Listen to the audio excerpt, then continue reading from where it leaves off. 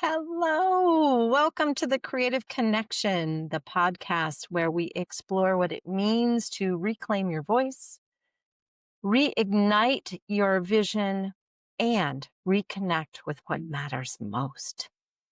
This is episode 9. Oh my goodness. I believe it's episode 9. The very first one was July 25th, and now it is September 19th. I am your host, Cindy Thompson, coach, storyteller, speaker, director. I believe that your story has power.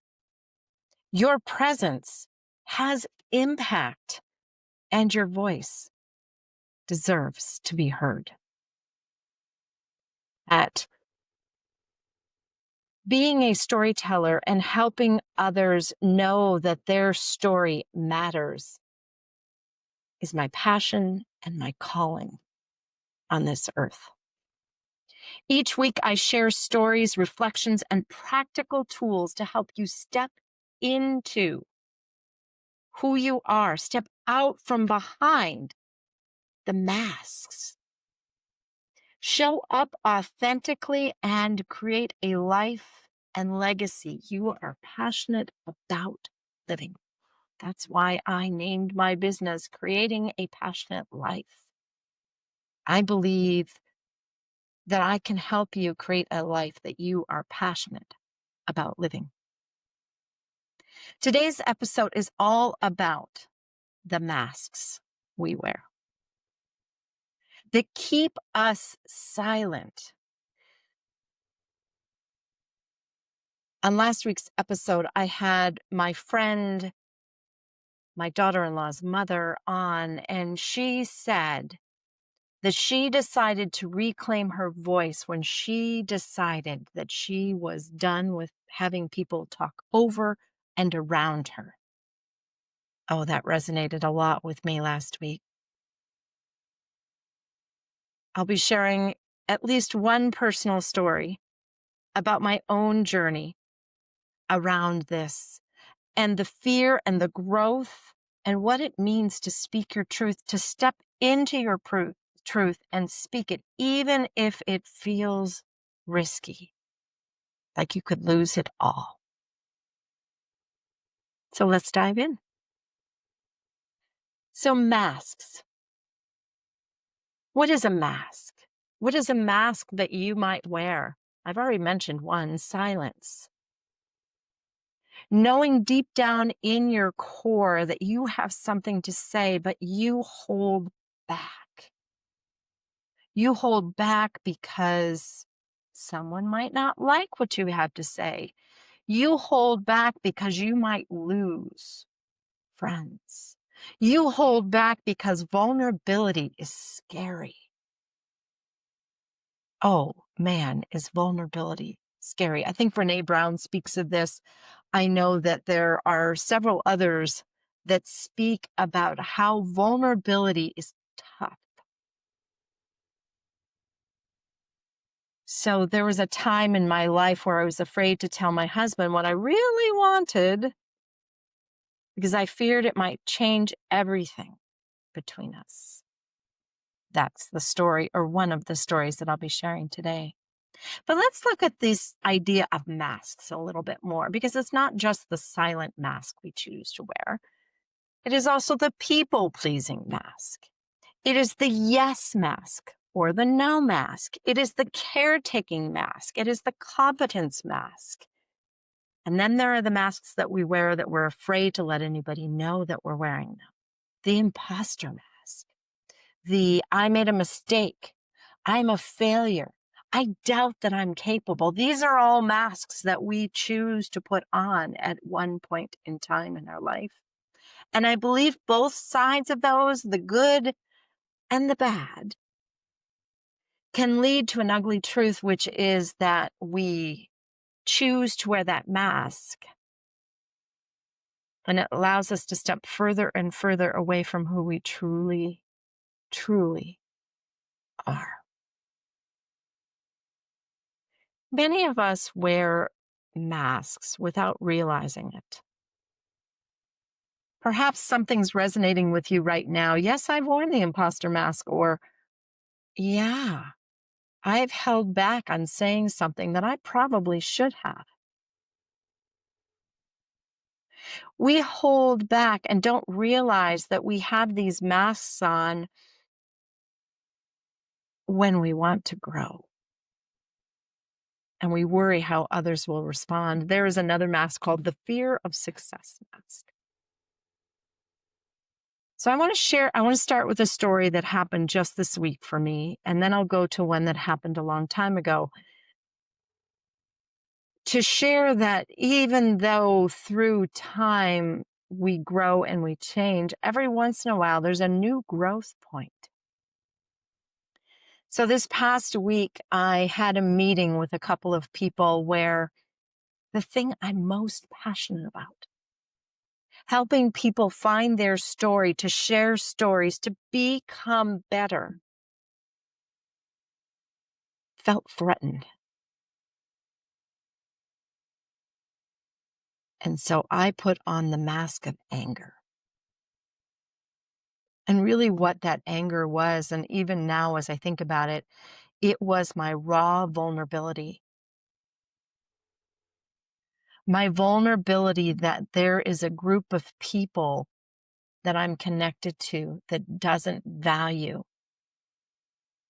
my talent, my work, my calling, my spiritualness, because I feel very spiritually connected to storytelling. I'm still processing this, and there's a follow-up meeting this coming weekend that may move this forward, and my rawness and vulnerability of losing what I believe is my calling may totally be unfounded. So that's present now, because I'm really not attached to, but connected to, because I know that if I leave this community, I can go someplace else and do what I'm called to do. It's just I feel really drawn to do this in this particular community. So let's go back in time. So I've done many things in my lifetime. I worked in retail for a long time. I have done independent contracting work. I have done a lot of things. And there was a time in my life where it shifted away from me doing things outside of the home to me taking care of my kids. I was in my mid-30s and I had my first son, and then I had my second son, and then I had my third son. And somewhere around the time that my youngest was maybe about 1.5 or so, I knew I needed to find my next thing. These young beings were not going to need me as much as they had for the first several years of their life. And it was now time to take Cindy back and to find something for Cindy to do.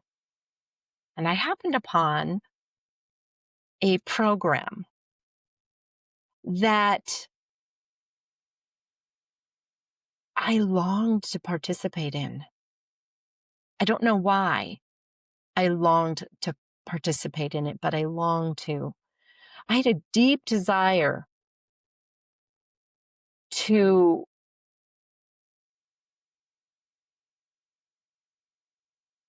step into more of myself, but I wasn't really quite sure who I was. I heard about a program about 2011 that was specifically designed for women by a woman. And it wasn't about productivity and it wasn't about strategy. It was how to do more that was in line with who we are at our core, at our essence. It was about being powerful and feminine. It was about learning to be seen, to be heard, and to create an impact. in our world, in our communities, in our families. There was an away place to go do this. We were living where we live now in the greater Seattle area, and this particular invitation that I had received to go and participate in this would cost me the cost of a flight and a hotel room and food. The program itself, I had won, but those things I needed to pay for. It lit me up with the possibility of going someplace where there was a room full of women that was being led by another woman who was a TED Talk speaker. But fear showed up. Oh, the ugly kind of fear. The one that says, "Oh, what do you think you're doing?" Fear became my mask in that moment. It wasn't the fear about the program. It was the fear of what it might mean in my marriage, in my relationship. You see, I had another relationship when I was younger in my life where I went away from that person for a while and did some things on my own. And when I went back to that relationship, the relationship was gone. Now, mind you, I had 3 sons. I had been married for 15 years. We were married for 11 before we had children. So we were deeply connected. But I wondered if I grew in this way, if I stepped into my voice, what would it do to us? Would I change too much? What if my husband didn't like what I became? What if he didn't like the voice that was there? What if he didn't like the person that showed up? So I did what a lot of women do, and some men. I stayed quiet. I put a lid on it. I wore the mask of silence. I didn't even ask. In fact, I told myself, it's fine. I don't really need this. I'll just keep doing what I've always been doing. I'll dabble in this and I'll dabble in that, and I'll find myself in my next thing on my journey of life. I write about this a little bit in my memoir that will be coming out soon, but I knew that I was shrinking inside. The person that I wanted to be was being shrunk. It was like there was a laser on it, and it was like, "Ooh, just get smaller, just get smaller." And each time I put my dreams on the shelf, I felt smaller and a little less alive. And I think that might be what's happening in relationship to what I experienced this week. The truth is, I didn't want to risk losing my husband. And yet, in protecting our relationship, I was losing myself. If you did not take part in or listen to the conversation that my husband and I had on August 8th, go back and listen to that episode, because we chat briefly about how we as a couple have learned that we need to grow on our own, separate from, and then we come back together and we honor each other. I didn't know that then. In fact, it took me 5 years 5 years of silence, of masks, of second guessing before I finally said yes. to any sort of training that was like this. And the first training I took was not this particular training. It was yet again another 5 years before I did it. And when I did, it changed everything. It didn't break my marriage. It actually strengthened my marriage. One of the first observations that Dan, my husband, made after I did the very first workshop,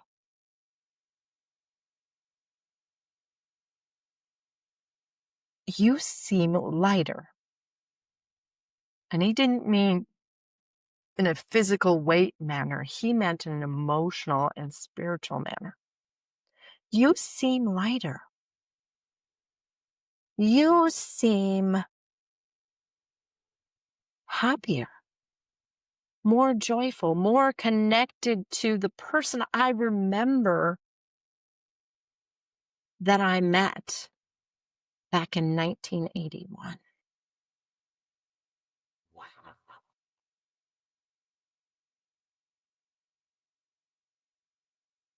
That was in 2020. Over the course of the last 5 years, I have dug into this work. I I became a master teacher in this work.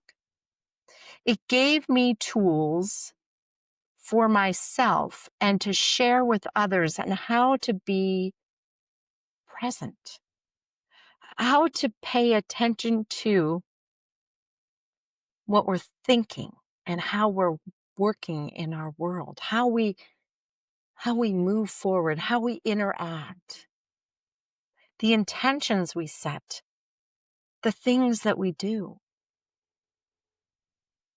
That work did, in fact, become the foundation of my coaching, my teaching, my passion. It was in that work that I discovered my passion of sharing stories and then helping others find their story and not hold on to it like it's a prized treasure that if you give it away, you'll never have it again, but instead to let it go out into the world and see what kind of impact you can have or you can make.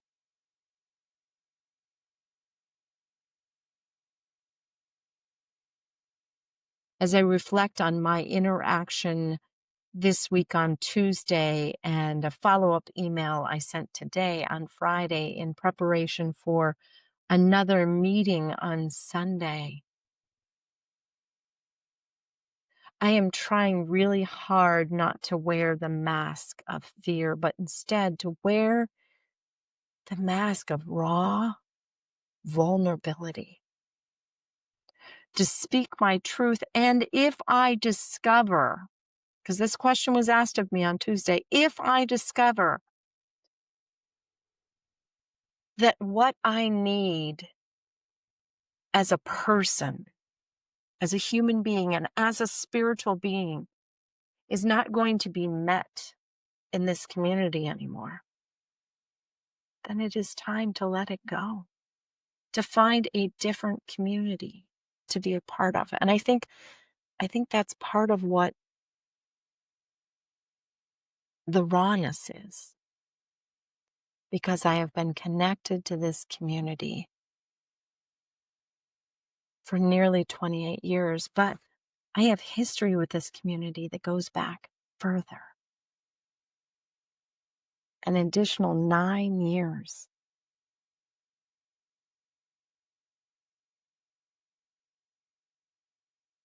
That's a wow. So I have a question for you. What masks are you wearing? Is it the silence mask? Is it the people pleasing mask? Is it perfection?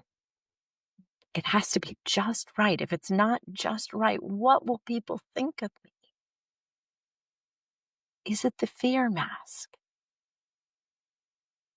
Is it the imposter mask? There are so many that I could name, but what is the mask that you are wearing that helps you feel safe or keeps you safe? That's your belief that it keeps you safe.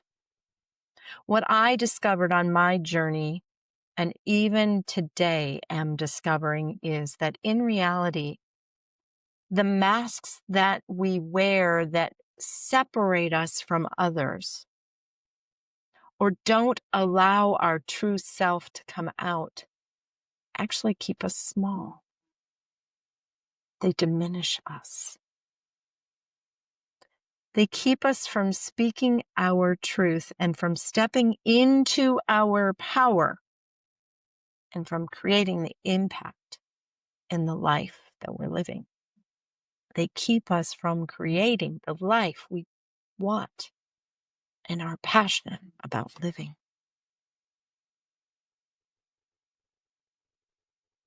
As I begin to wrap up, I want to throw some questions out to you.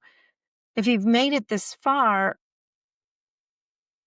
what can you learn from this? Here are a few reflections for you to consider as you go into the weekend and as you think about where you are right now. Masks may feel safe, but they cost us. They may protect us in the moment, but the price is our own aliveness. And each time we hide from what's behind the mask, we lose a little bit of ourself. Growth does not have to break connection. In fact, it strengthens it. I remember that terrified feeling of stepping into my power the first time and how I believed it was a safe belief. I believed that by stepping away, I would push my husband away. But in fact, in reality, it helped me show up more authentically and created a deeper sense of intimacy, more trust, more honesty. And you want to know what? He asked me how he could get some. And just 4 months later, that leader created a male version of what I had done. And he took it and he helped facilitate it several years afterwards. So it goes to show that sometimes our truth and speaking it can strengthen our relationships instead of threatening them.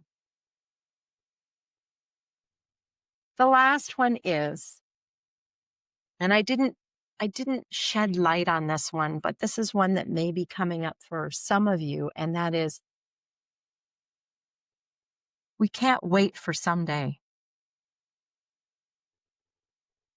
I waited 5 and 10 years for something that my soul knew I needed. And while I'm grateful I eventually did, I wonder, but I don't dwell in, I wonder how that 10-year span might have been different had I given myself permission to do it sooner. Someday is a thief. I'm going to repeat that. Someday is a thief. Begin right now. In small ways with courage. The name of my book is Courageous, A Journey from Pain to Purpose. If you think about where you are in your life right now, and I know I've said this several times over the past several weeks, if you took one courageous action step today toward living the life that you are passionate about living, what would that be? And the last thing that comes up for me as I think about the stories I shared and this work that I do and the takeaways and insights that you could have, and that is your voice matters. Your voice matters not just for you, but for those around you, whether it be your family, your community, the world we live in. And as we know, this world is very, very much turbulent right now. And if the one thing you could share about yourself right now, that one actionable step could help turn the table for others.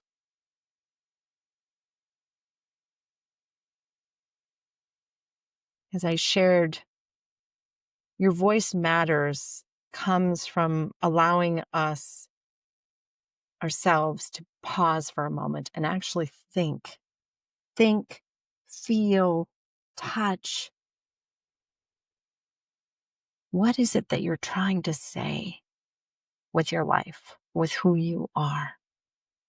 That is the core of the work that I do, by the way, is helping you find your voice, helping you find your space, helping you find your place. So my invitation to you in all of this is take a moment to notice first what mask you might be wearing right now. What truth is underneath it?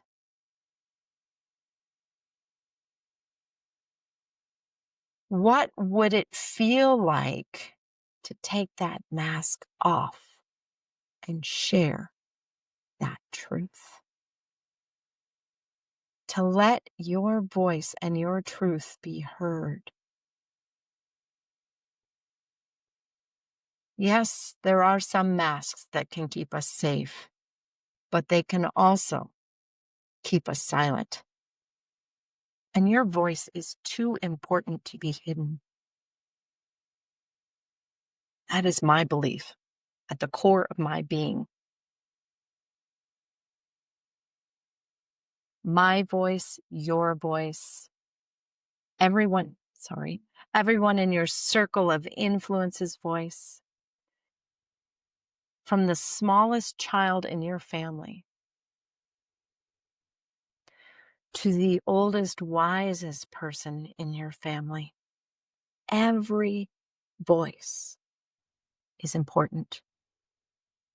Every voice needs to be shared, and there's another side to this, needs to be heard. And we need to be able to find our connections. I believe that I am a connector. I believe that I am here to help you connect to the root of your story, the root of who you are. Taking a deep breath in and out. Thank you for joining me for the Creative Connection. I hope this episode reminded you that you don't have to keep wearing masks to hide your true self. And the stories that I shared today, I hope that there was something that resonated with. And if it did, and you're going, what can I do? How can I find the actionable step? How do I know what my voice is? How do I know what my vision is? How can I share myself with the world? Then I'd like to invite you to a small circle of others, in this case, women, and take that next step to become rooted rooted in you. The Rooted in You circle is a supportive, small group of women who are ready to pause, reconnect with who they are at their core, and to begin again to find their voice with clarity and courage, and to step into the world as their true self. The circle will meet on Wednesdays beginning September 24th, and there's still time to join. There is still space. In the show notes today, I have a link for you to take a look at what it will entail and how you can save your spot. And if you're sitting there going, I'm not quite ready for that step, I have a free reflection guide that you can download. It will help you to start building your own identity and sense of who you are without the titles and without others leading you. Sometimes being led by another means that you are being influenced by them to go in a certain way, when in fact, that is not the right path for you. It takes becoming visible to yourself and to others.